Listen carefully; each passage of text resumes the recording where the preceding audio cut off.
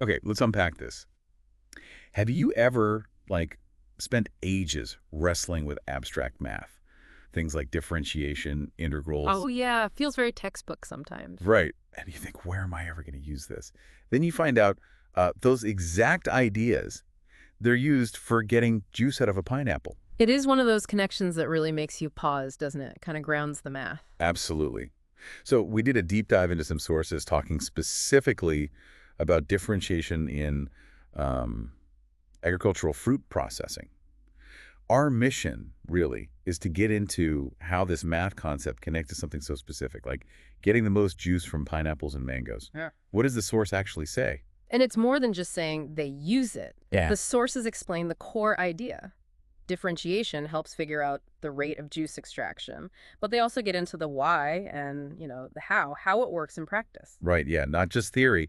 The sources mention engineers modeling the whole process, like how much juice comes out when you press the fruit or process it over time. Exactly, because Yeah. it's not usually a simple straight line, is it? Yeah. No, definitely not. The source material talks about juice yield, the amount you get as a function. It depends on variables like pressure from a press or maybe how long the fruit's being processed. You might get a burst of juice fast, but then the rate really slows down. Ah, okay. So differentiation.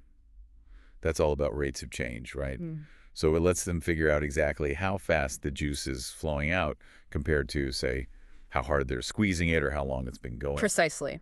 The source explains they use derivatives to find that instantaneous rate at any given moment or pressure point. Yeah. And that's, well, it's crucial. It helps them find where they get the most, bang for their buck, energy spent versus juice collected. But finding that sweet spot where pressing harder just doesn't give you much more juice. Yeah, or where going longer just, I don't know, mushes the fruit instead of getting liquid out efficiently. That seems to be the core insight from the source, yeah. Calculating the derivative of that yield function pinpoints the best pressure or time. Maximize the rate. Before you hit diminishing returns, exactly, or Yeah. mess up the quality. And the source specifically called out pineapple and mango. Fruits where getting every last usable drop efficiently really matters for, well, for the bottom line. Wow, okay. So if you're sitting there in calculus class, maybe struggling with derivatives, We've all been there. yeah, know that this exact thing is happening right now in processing plants with actual pineapples, actual mangoes.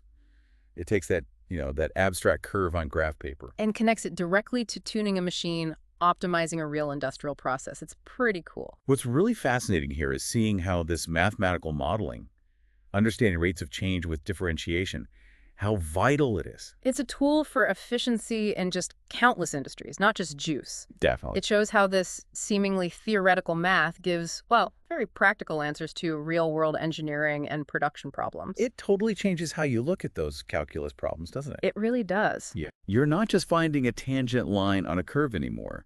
You're potentially finding the perfect setting for a giant fruit press.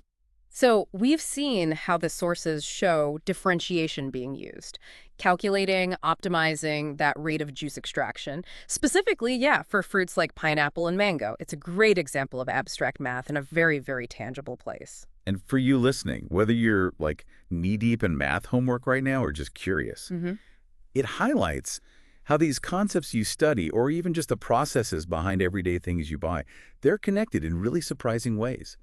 It shows these math tools we develop, they have actual real-world power. And it makes you wonder, doesn't it? If finding rates of change with derivatives is so key for optimizing something common like fruit juice, where else are these complex mathematical ideas working? Silently, sort of, optimizing and shaping things all around us. Maybe just waiting for us to notice, something to think about. Keep exploring those connections.